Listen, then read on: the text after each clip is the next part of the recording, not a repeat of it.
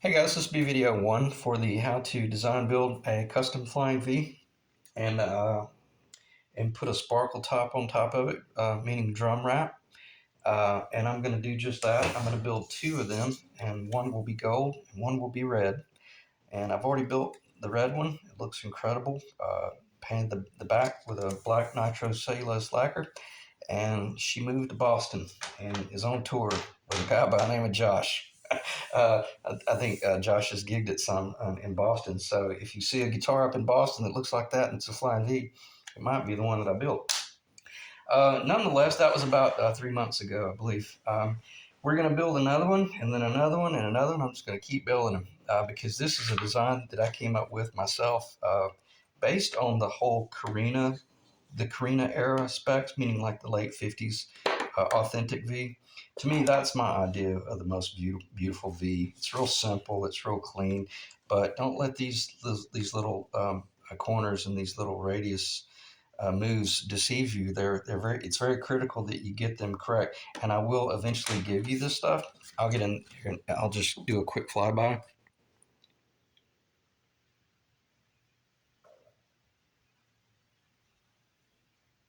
So if you want to look at that again, I'll cover these details later on throughout the series enough to help you make your decisions.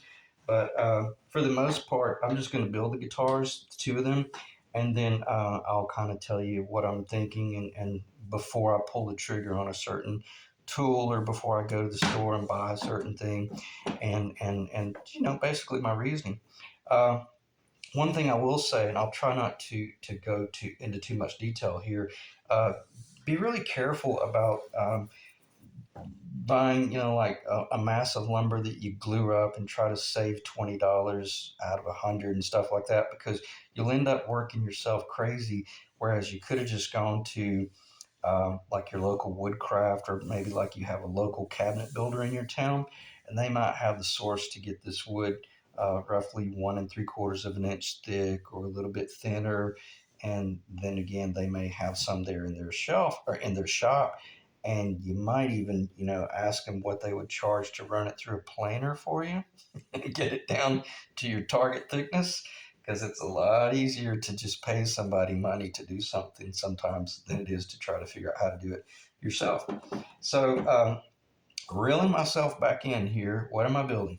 I'm building a complimentary 50s Korina Flying V, and it's going to look a lot like a Flying V, but I've never traced one. This is not, a knockoff or anything like that. This is actually my design based on what's too left, what's too right, what's too short, what's too stubby, and this one turned out really nice. It's very sleek. It's got just a beautiful look to it, and not just that, it's incredibly functional because I'll get a little bit technical here. Uh, the two guitars that I'll be building, they will both be a 25.5 inch scale, which is the Fender scale. And then one of them will have this little discount neck on it that I got. And I've used necks from this company before. They are from overseas, but it's a really good price and it's a great little neck. That'd be Canadian maple. It's a scarf joint, but nonetheless, all that stuff is typically done with precision machinery, and it's just really good, really nice neck. And it's a nice little narrow. This one's going to have an interesting. I think this one's it's under 1 11/16 of an inch. Uh, Rosewood fretboard, and that's not engineered wood, that's solid wood. So that's Canadian maple. It's a paint grade maple. It's not very pretty, but it's very nice and straight and stable. So I say that to say this: one's going to have an Explorer headstock on it, and then the other one I'll do with the traditional Flying V, but not the actual traditional. It's back to this. It's my own design. It's a little bit slightly scaled down version of the Carina. It's not nearly as wide and certainly not nearly as long, and it helps with the whole headstock dive issue. So looking at this thing from the tip to the tail, you're looking at one of them will be the 6 in line headstock design. The other will be the 3x3 V design, and then it'll go across a nut and turn into a 25.5 inch scale. And here's where the trickery takes place. Rather than mounting the neck at the body, at the 19th fret, I take it a little bit deeper into the body and I mount the body at the 18th fret. And what that does, that allows the whole bridge design to move down about 1 inch. And it's really cool. No, well, not quite an inch, it's under an inch. But what it does, and I'll try not to digress, but what what we're accustomed to, if you're accustomed to playing the Fender scale on a Strat, you're used to playing that guitar connected to the body at the 16th fret. So on my design, we're picking up 2 full frets. That's the inch that I was thinking about. So you're picking up an inch more in length of radius. And what does that mean? It means that I'm actually going to be cutting this neck down about another inch and giving it more profile access. So it truly feels like a 335 or a flying V, and it no longer feels like a Strat. Is where I'm going with this. It's going to feel like the Gibson product, or it's going to feel like an Explorer, because they connect at the 19th fret, 22, 21, 29. They connect at the 19th. This fret, I'll be connecting at that one. Okay, I'm getting too technical. But I like talking about that stuff because it lets you realize, whoa, we're not just building a kit here. No, this is a very much pre-engineered job where I've already built, I think, 5 in the last year. Either 4 or 5, I can't remember. Neither here nor there, it doesn't matter. But I've built a few in the last. I know I've built at least 5 in the last 3 years. So I've processed through to find that perfect balance point. And then the cool thing about what is this guitar once it goes across the bridge? Well, going across the bridge, it can go across one of 2 different bridges. It's either going to go across a Floyd Rose, which one of these definitely will be going across a Floyd Rose, because I have a real nice Floyd Rose. I'm going to try the special. I've got a gold Floyd Rose special, but I also have a discount, a little really affordable a Shaler-esque Floyd Rose design that should be here within about a week. And I've already used that little bridge before, meaning that little Floyd Rose, and it's nice. It's okay. I have to do a little bit of trickery to get it to work well, but it works really well.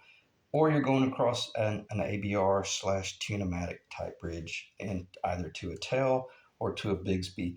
And if you'll please heed my warning, stay away from the Bigsby on a Flying V. They look cool and they're interesting and everything, but I didn't have very good success with the Bigsby on the last Flying V that I built, that I put the Bigsby on. And that's not me not knowing what I'm doing, because having been building jazz guitars since before, right at about 2002 2003, I've installed a lot of Bigsby's. I've rebuilt Bigsby's. I understand the Bigsby. I know exactly where Paul was at when he came up with the idea. I know exactly where that idea came from, and I don't know if that's in the Bigsby story information, but I know enough about his history because he was a motorcycle mechanic, and I've done a lot of machine work, and I just know where the Bigsby came from. So it's not that I didn't know what I was doing when I was installing the Bigsby on my Flying V. It just I just didn't work very well.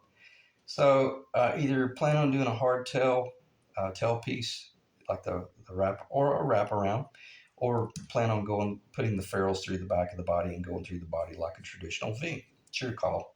I'm not. One of these is going to be a Floyd Rose, and there's a possibility the other one's going to be a Floyd Rose as well.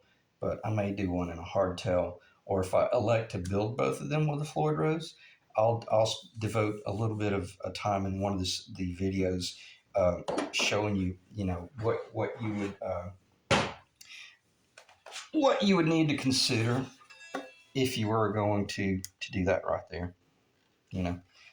And we all love that. It's a phenomenal design, plays great. Now, this is obviously an arch top, and who's to say you couldn't arch top your Flying V? You can if you want to. I have not done that yet. I don't think there's really enough of a body there to arch for it to even define. For the most part, you might just do a pitched surface and then do a step down or something, which might be a cool design. So I'll devote a little bit of time talking about the ABR1 and the tonal bliss that is achieved by using that design. That's about as good as you can. That's about as close to perfection as you can get. So anyway, check the time. 10 minutes feels like I've been rambling for forever.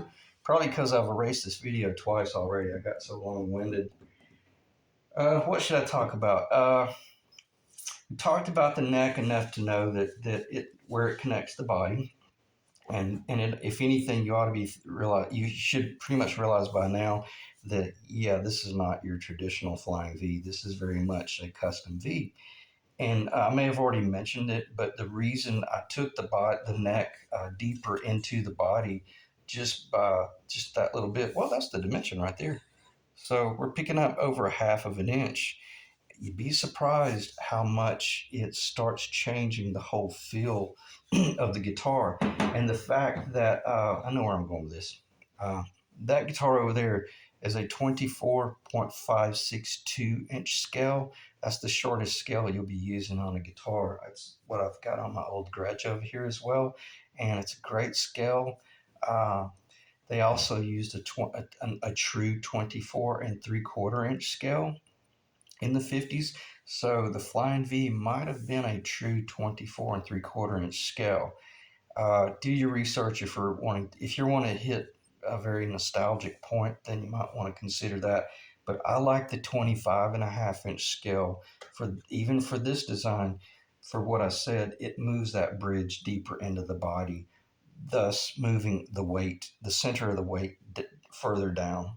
You know, and in other words, we're trying to alleviate and overcome headstock dive. That's our target. And I say that you really don't have to worry about it anymore because I've already taken care of it. This guitar has no headstock dive, and I'm right at that threshold. I think if you change the scale back from 25 and a half to 24.562 and mounted that neck on the body, even at the 18th fret, I think you'd have headstock dive. So I think it's that critical where I've got everything.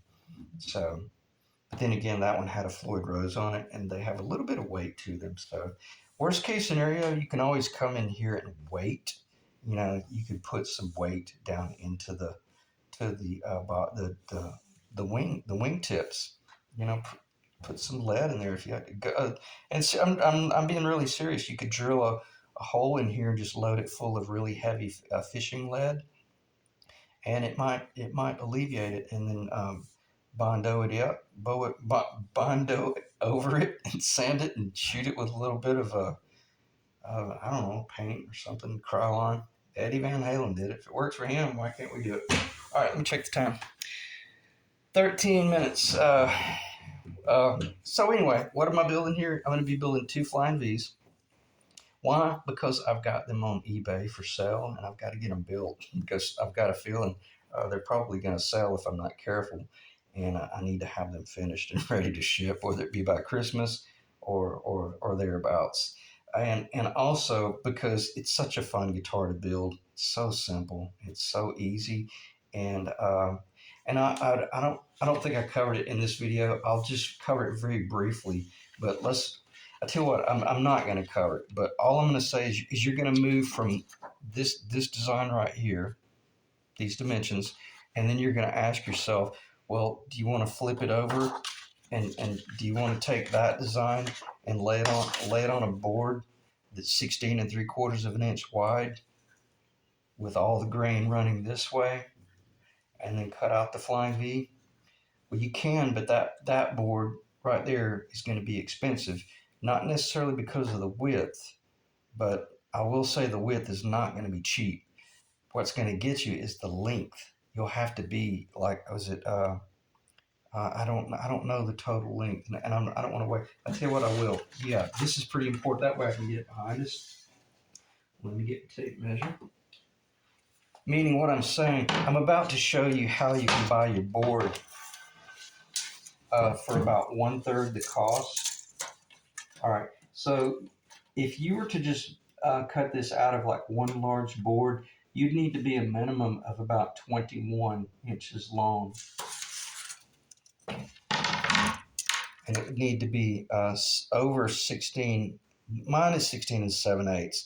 I think the actual flying V is like 16 and 3/4. It might be a little bit less than that, but be careful because if you drop this down to 16 and 5/8, and you get if you get on a different degree, it's not what you think it's going to be. It's going to be a totally different guitar because this thing is very much already designed, and if you start deviating from that original design, it'll get you in trouble.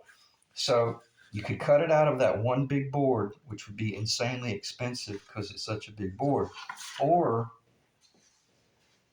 you can buy a board that is 6 inches long. I'm sorry, 6 inches wide, and I'm just going to give you the number in case I forget to talk about it. Uh, you could just buy a board that is 6 inches wide and 37 inches long. Let's see. Always, yeah, it's like this. Okay.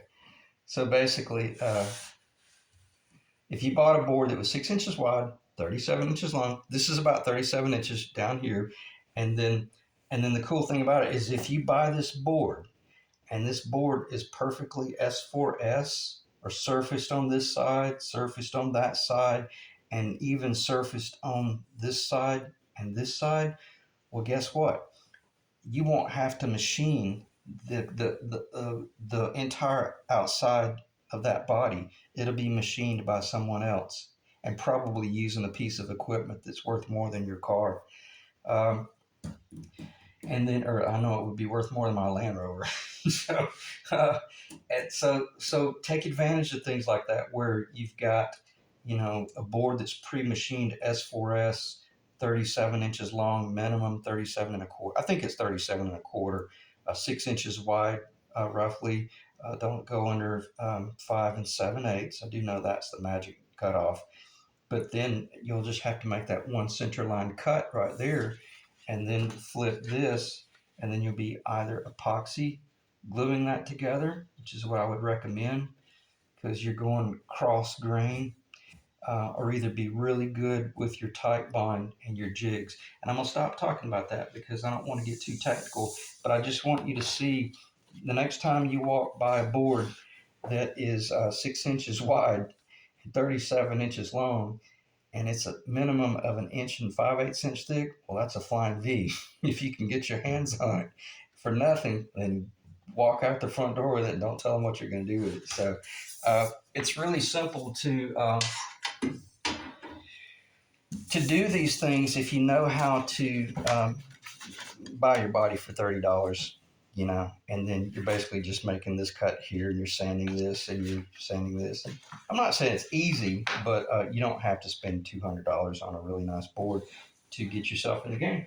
So I'll put this back up on the top, and I'll talk briefly. We'll talk about controls and stuff like that layout later on, because the cool thing about the controls is the sky's the limit. You can do anything you want. But this will be the sister guitar to Josh's um, Flying V up in Boston, because I've got, I don't have any more now because the cool thing about, in addition to this Flying V, I've also got, yep, you guessed it, that's a Les Paul. So I'm going to be doing an arch-topped Christmas version Les Paul Sparkle here in a day or two. In other words, I'm going to be building 3 guitars. I'm building 2 Flying V's, one gold sparkle, one red sparkle, and I'm going to be building one Les Paul that's a red sparkle. Okay, and it's all warped and crazy and cattywomp, but you'll be surprised what happens. Just how obedient this stuff is once you learn how to use the contact cement. And it's really cool. And what I love about working with the drum wrap, this is called a Delmar drum wrap, or sparkle wrap. Once you get really good with the contact cement, it's finished. Your top is finished. Or if you put it on the back's finished. I'm gonna shoot this with some nitrocellulose lacquer, but only because it'll make it 10 times more vibrant. And it's just crazy, crazy what happens once this gets under the lights. And then you put some nickel hardware up against that. Wow, it's really sexy. And then some nice PAS, maybe some chrome or nickel covers. It's a really attractive guitar, and it's cool because it really complements the authentic 50s design. But and I'm not going to leave that on top because it's warped so bad. But it complements the true 50s design so well. But it also shows that, wow, this is a very modern build because of the approach you're taking. And the cool thing about Gretsch, they kind of cornered the market with doing the whole sparkle, excuse me, the sparkle top guitars. Why? Because they were a drum company.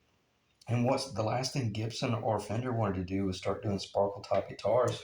Everybody'd start snickering at them, for trying to be like Gretsch. So it was a really cool thing. Gretsch was way ahead of the game by starting out as a drum manufacturer first. So anyway, check the time. 21 minutes. I'm going to shut the video down. I appreciate you guys staying in the ring, and this will be a really light-hearted, enjoyable build because I do need to get extremely busy and get caught up on these projects and get them finished. Okay, so again, I appreciate you staying in the ring, and I'll see you in the next video. Thanks.